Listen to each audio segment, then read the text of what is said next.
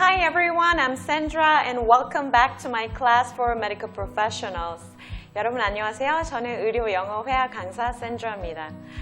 지난번에 제가 이제 오랜만에 강의 영상을 올렸더니 선생님 너무 오랜만이에요. 반가워요. 기다렸어요. 이렇게 말씀해 주신 분들이 계셨어요. 저는 사실 제가 이렇게 강의 영상을 찍어서 올리면서도 아직도 이거를 정말 보시는 분이 계실까? 이런 생각을 가끔 하거든요. 그런데 제 예상보다도 훨씬 많은 우리 선생님들께서 제 강의를 봐주셨고요. 외국인 환자를 대할 때 생각보다 영어가 잘 나오지 않아서 고민이다, 또는 쉽게 풀어서 설명을 하고 싶은데 자꾸 전공 서적에서 배운 의료 용어만 튀어나와서 환자랑 대화가 잘 안 된다, 이렇게 말씀해 주신 분들이 또 많이 계셨습니다. 이런 분들을 위해서 제 강의가 아주 조금이라도 도움이 된다면 저로서는 참 보람 있는 일이 될 것 같아요. 저는 여러분같이 의과대학을 졸업하거나 간호대학을 졸업한 의료 전문가는 아니지만요.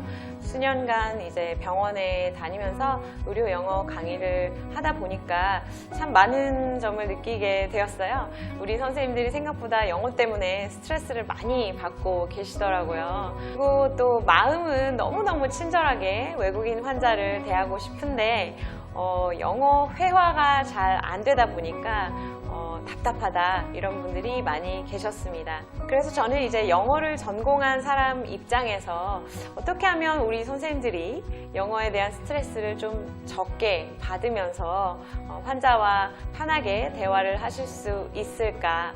그리고 또 국내 병원에 오는 외국인 환자들을 보면은 영어 원어민이 아닌 환자의 비율도 상당히 높잖아요. 또는 교육 수준이 낮은 환자라든가 이런 사람들도 좀 더 쉽게 이해할 수 있는 영어 표현은 없을까, 이런 부분을 지속적으로 연구를 해왔고요. 또 지금도 하고 있습니다. 앞에 제가 이야기가 좀 길었죠. 이와 관련해서는 제가 다음에 또 기회가 되면 더 말씀을 드리기로 하고요. 오늘 영상에서는 수술 또는 시술 전후의 주의사항 관련 표현을 한번 정리해 드리려고 합니다. 수술 또는 시술 관련해서는 가장 많이 말씀하시는 게 주로 국소 마취 관련 내용, 그 다음에 실밥 언제 푼다, 딱지, 붓기 관련, 상처 관리, 수술 후 일상생활에서 어떤 활동은 언제부터 할 수 있다, 뭐는 언제부터 가능하다, 이런 내용들이 많더라고요. 자, 그럼 표현 나갑니다. 여러분이 먼저 어떻게 하면 쉽게 말할지 생각해 보시는 거예요. 아시죠? 준비되셨나요? 1번, 특별히 이상 소견이 없으면 수술 후 일주일 뒤에 실밥을 풀어 드릴 겁니다. 2번, 국소 마취를 해드릴 거라서 아프진 않으실 거예요. 그런데 살짝 당기는 느낌은 날 수 있습니다. 3번, 수술 후 이틀째, 3일째 정도가 가장 많이 붓는데요. 이거는 정상적인 과정이니까 걱정하지 마세요. 자, 우선 첫 번째 표현 같이 보겠습니다. 실밥 푼다 라고 할 때 remove stitches 라는 표현도 있지만 사실 stitching out 이라는 것 자체가 실밥을 푸는 거잖아요. 그러니까 we do stitching out 이라고 하시면 돼요. 아니면 take out stitchings 라고 하셔도 됩니다. So we do stitching out 또는 we take out stitchings. 사실 after surgery는 말씀하셔도 되고 안 하셔도 됩니다. 우리가 지금 다 수술 후를 이야기하고 있는 거니까요. 그리고 만약에 오늘 수술을 한 환자라면 앞으로 일주일 후에니까는 in a week라는 표현을 쓰시면 되겠습니다. We do stitching out 아니면 we take out stitchings in a week 하신 다음에, 이게 이제 중요하죠. 이상 소견이 없으면 이라는 거는 좀 쉽게 풀자면 모든 게 다 괜찮으면 이라는 거니까 if everything is okay 또는 if everything is fine 정도로 표현하시면 되겠습니다. 그리고 수술 경과가 좋으면 이라는 말을 하고 싶으실 때는요, 이런 표현이 있어요. If things work out well 또는 if things turn out fine 이런 표현도 있습니다. 그래서 예를 들면 이런 거 있죠. 수술 경과가 좋으면 다음날 바로 퇴원하실 수도 있어요. 이런 말을 하고 싶으실 경우에는 You may get back home right next day if things work out well 이렇게 하실 수도 있습니다. 그리고 퇴원 관련해서도 제가 할 이야기가 많은데 뭐 discharge 같은 어려운 단어 쓰실 필요 없이 그냥 집에 간다라고 하시면 돼요. 그래서 get back home 이라는 것을 퇴원하다라는 말을 할 때 사용하실 수도 있겠습니다. 전에 수술실 간호사 선생님께 받은 질문 중에 이런 게 있었어요. 자, 이제 수술은 다 끝났고요. 봉합하고 있습니다. 뭐, 마무리하고 있습니다. 이런 표현 어떻게 해야 될까요? 아마 이제 국소 마취를 해서 환자가 이제 의식이 있고 충분히 들리는 상태에서 이런 이야기를 하시는 거죠. 일단 모모가 다 끝났다라고 할 때 제가 어떤 표현 사용하라고 말씀드렸었죠? 네, 맞습니다. done입니다. 그래서 now it's all done. 다 됐어요. 그리고 우리가 이제 꼬매고 있습니다. 봉합하고 있습니다. 라고 할 때 맞아요. 여러분 자꾸 막 suture 이런 단어를 쓰시는데 그 단어 말고 we are stitching up 이런 표현 한번 써보시면 좋을 것 같습니다. 만약에 스티칭이 아니라 그 스테이플을 사용해서 봉합하는 경우에는 we are stapling up 이라는 표현도 있습니다. 참고로 알아두시고요.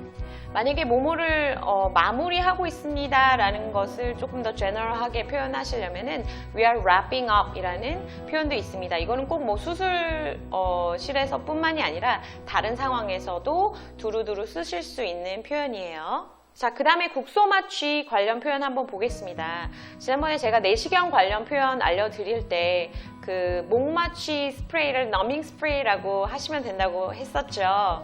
국소 마취도 사실 마찬가지입니다. 물론 local anesthesia라는 표현이 있지만 이 단어를 모르는 환자도 있을 수 있거든요.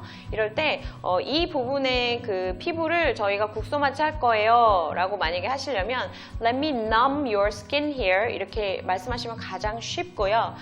아프진 않고 살짝 당기는 느낌만 날 수 있습니다 라고 할 때는 You won't feel any pain. You will not feel any pain. 이렇게 말씀하시고 but may feel a slight pull 이라고 해서 이렇게 살짝 당기는 느낌은 날 수 있습니다. 이렇게 하시면 되겠어요.